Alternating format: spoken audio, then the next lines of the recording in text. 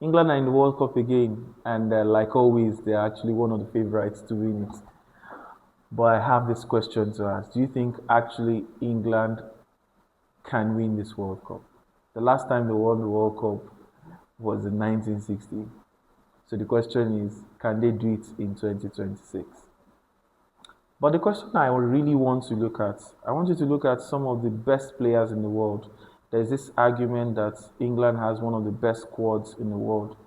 But I beg to differ in this particular case because I actually took a look at some of the best players around the world, and I want to dissect some of these English players side by side with some of the best players around the world.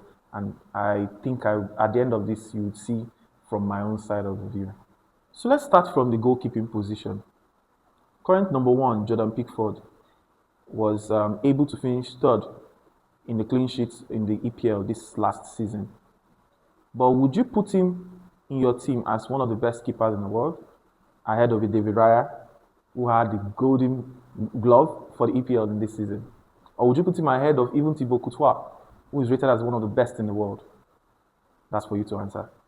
Looking at the defense, I believe their starting defenders are John Stones, McGahey, and if you want to look at it now, and you look at France with William Saliba and Gabriel Magalhaes, both Arsenal players with 220 games between them, amongst them, and we look at PSG's Pacho, who will be representing Ecuador.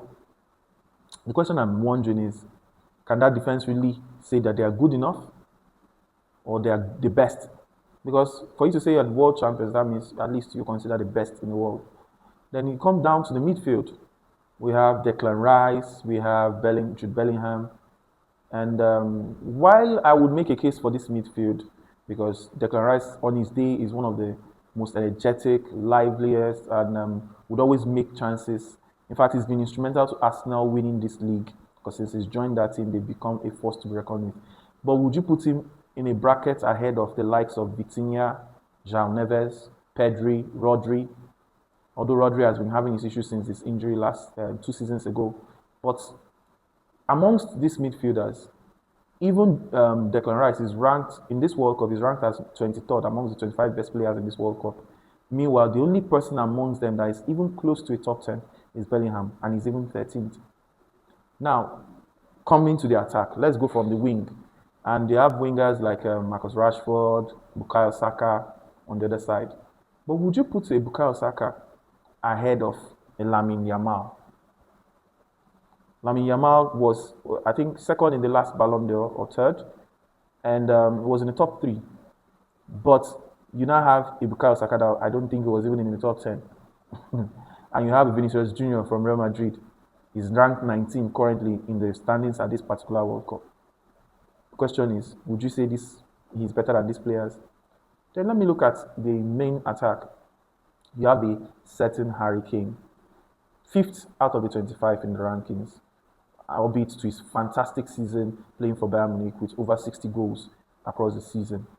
But would you put him ahead of a Kylian Mbappe, who has 86 goals across his first 2 seasons in Real Madrid?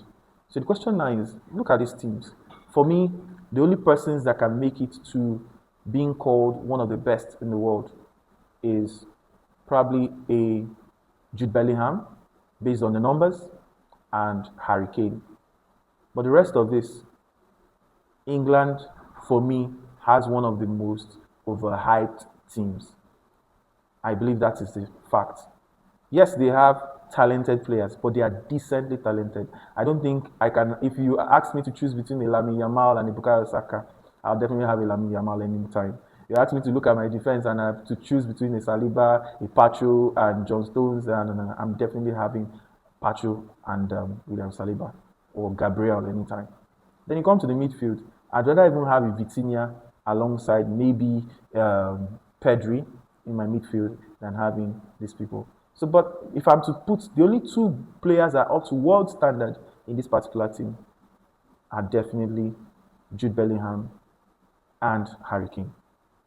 If you think differently, you can let me know in the comment section. If there are any players out there, yes, I know there are other players that are not in this World Cup squad that you can make a case for, the likes of Cole Palmer and Phil Foden. But can you still put them ahead of these people that I've mentioned?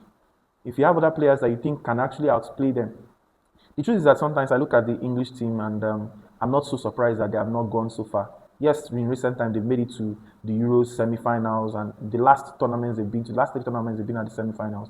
So definitely they have a case to prove. But do you think that these players are good enough as a team to be considered one of the best in the world?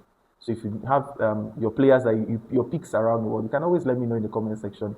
But please do well to also let me know. You can share your ideas in the comments, and I'll be looking forward to them. Please drop a like on the video to help us to push up in the algorithm.